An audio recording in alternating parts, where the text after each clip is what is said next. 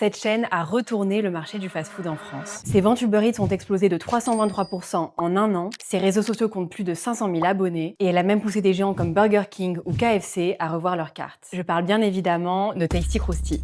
Si comme moi vous avez un peu plus de 25 ans, vous en avez sûrement entendu parler sans réellement comprendre de quoi il s'agissait. Alors aujourd'hui, on va essayer de comprendre ce phénomène ensemble. Et pour cela, il faut d'abord que je vous présente une autre marque, Krusty Sabaïdi. En 2012, deux amis d'enfance ouvrent un petit kiosque de 9 mètres carrés dans la banlieue bordelaise dans lequel ils proposent un plat inspiré de la cuisine asiatique. Une base de riz thaï cuit à la vapeur, du poulet mariné et pané au panko, une chapelure japonaise, une première sauce blanche et une deuxième sauce sucrée et épicée. Ils le baptisent le Krusty.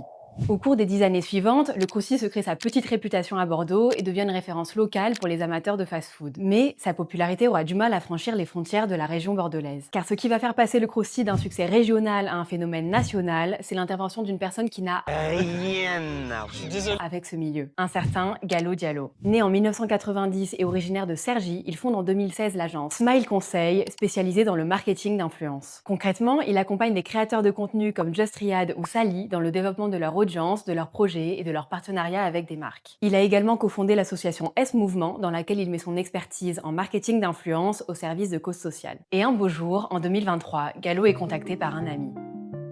Cet ami lui propose de reprendre son fast-food situé dans le 94, dans lequel il vendait un plat qu'il avait vu cartonner dans sa ville d'origine, Bordeaux. Vous l'avez compris, son fast-food vendait des croustilles. En voyant le succès que rencontrait le croustille à Bordeaux, Gallo accepte le challenge. Et en 2024, il embarque son frère Mamadou Diallo dans l'aventure et il crée la marque Tasty Krusty. 2 ans plus tard, ils ont ouvert plus de 60 restaurants en France, en Belgique et en Algérie et ont annoncé des ouvertures imminentes au Maroc, au Royaume-Uni et au Canada. Maintenant qu'on connaît la genèse de Tasty Krusty, la question c'est quels sont les secrets de son succès? On y répond dans la deuxième partie de la vidéo que je poste dans quelques jours sur mon compte, juste le temps de finir le montage, donc n'hésitez pas à vous abonner si la suite vous intéresse.